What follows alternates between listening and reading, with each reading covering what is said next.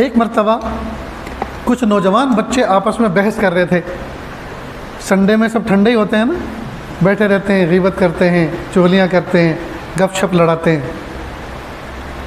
اب کچھ نوجوان بچے بیٹھے ہوئے تھے اور آپس میں کچھ ڈسکس کر رہے تھے.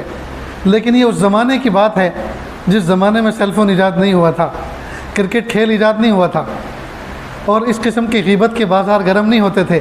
اس زمانے میں جو لوگ بحث کرتے تھے, ڈسکس کرتے تھے, وہ کس چیز کی کرتے تھے؟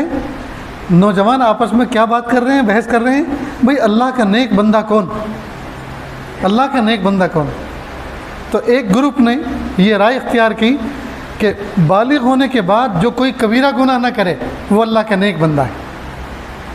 دوسرے گروپ نے یہ کہا کہ نہیں, اللہ کی رحمت کو تنگ مت کرو, بالغ ہونے کے بعد اگر کوئی بندہ گناہ کبیرہ کر لیتا ہے اور پھر توبہ کر کے استغفار کر کے جی اس گناہ کو اللہ تعالیٰ سے معاف کروا دیتا ہے, یہ نوجوان بچہ بھی اللہ کا ولی ہے. پہلے گروپ نے کہا کہ نہیں, جس نے اپنے نفس کو اپنے گناہ کر کے اپنے باطن کو داغدار کر دیا, چاہے اس نے توبہ کر لی, وہ جو ہے ایسا نیک بندہ نہیں ہو سکتا جیسا کہ بالغ ہونے کے بعد گناہ نہ کرنے والا پاکیزہ ہوتا ہے. اب دونوں آپس میں ایک دوسرے کو قائل کرنے کی کوشش کر رہے تھے, لیکن بات ایک دوسرے کو کوئی جتا نہیں پا رہا تھا, سمجھا نہیں پا رہا تھا.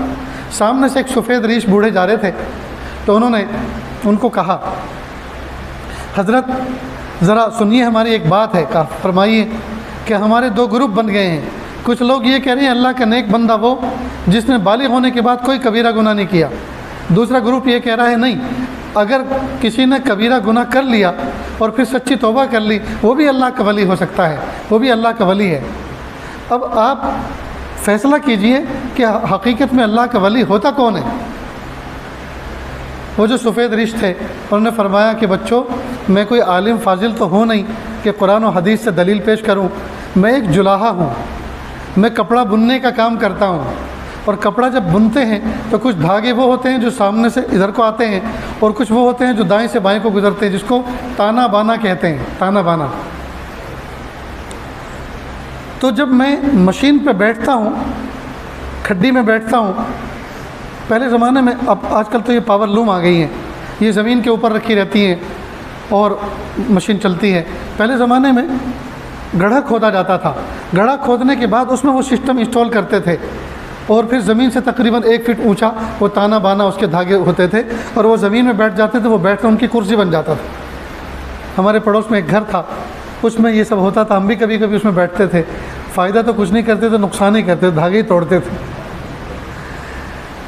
فرمانے لگے وہ بزرگ کہ میں ایک جلاحہ ہوں, کپڑے بننے کا کام کرتا ہوں, تو کئی مرتبہ میرے تانے بانے میں سے کوئی دھاگا ٹوٹ جاتا ہے, تو میں اپنی جگہ سے اٹھتا ہوں اور دونوں ٹوٹے ہوئے دھاگے کے کناروں کو پکڑتا ہوں اور بسم اللہ کر کے گرہ لگاتا ہوں, پھر واپس اپنی جگہ بیٹھتا ہوں اور مشین چالو کرتا ہوں, اور کڑی نظر رکھتا ہوں کہ وہ جو گرہ لگایا ہوا دھاگا ہے وہ دوبارہ ٹوٹنے نہ پائے.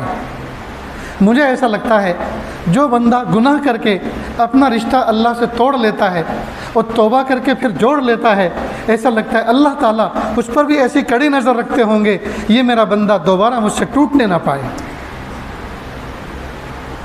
اللہ اکبر کبیرہ.